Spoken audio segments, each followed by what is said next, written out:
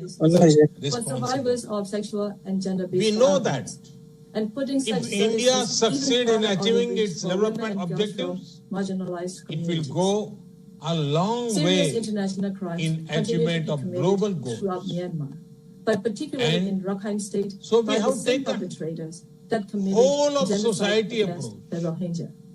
Yet by no one is engaging being held to account our states, as the military continues to our act local with governments, total impunity. our civil As society, communities, and as the our FFM has people. repeatedly said, domestic Our motto accountability is not possible. in Sabka Myanmar. Saath, Neither Sabka does the country Vikas, have an effective Sabka national framework Vishwas. for protecting women's Meaning, rights or upholding together, gender equality. everyone's growth with everyone's trust. This resonates with the core SDG principle of leaving no one behind, be it access to nutrition, health, education, electricity, or housing. We are making great progress through our inclusive programs. Excellencies, last year we celebrated the 150th birth anniversary of the father of our nation, Mahatma Gandhi, by achieving full sanitation coverage in our 600,000 villages. In 5 years, we built over 110 million household toilets, which improved our rural sanitation cover from 38% to 100%. Our massive awareness generation programs are empowering our women. We have achieved gender parity in elementary and secondary education. Nearly 70 million women in rural India are part of self-help groups under our livelihood mission. They are transforming lives and livelihoods of a big scale. Over 1 million women are elected representatives of our local governments, leading the process of participatory development. In the last 6 years, we opened 400 million bank accounts for the unbanked, out of which 220 million are owned by women. We have leveraged the power of technology for financial inclusion. This is based on the trinity of a unique identity number, a bank account, and a mobile connection for everyone.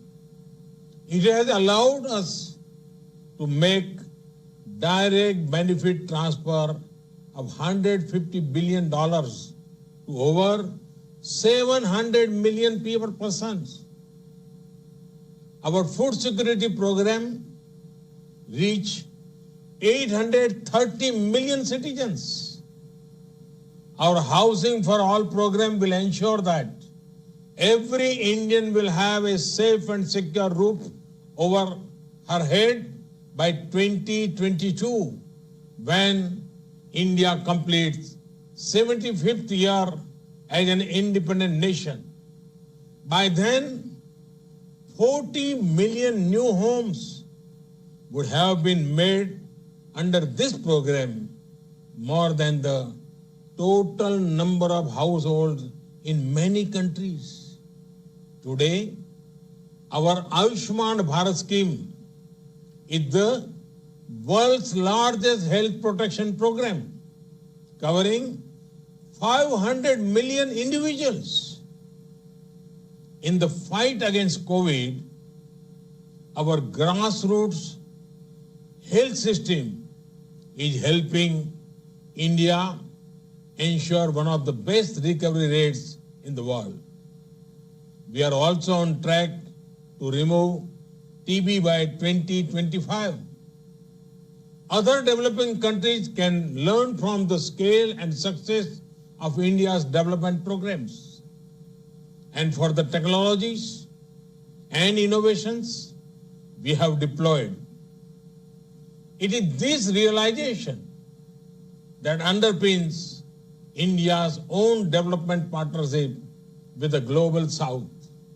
Excellencies, while marching forward on the path of development, we are not forgetting our responsibility towards our planet.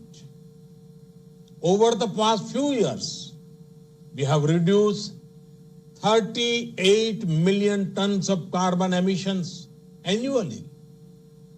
This was achieved by electrifying our villages, providing clean cooking fuel to 80 million poor households, and introduction of energy efficient measures.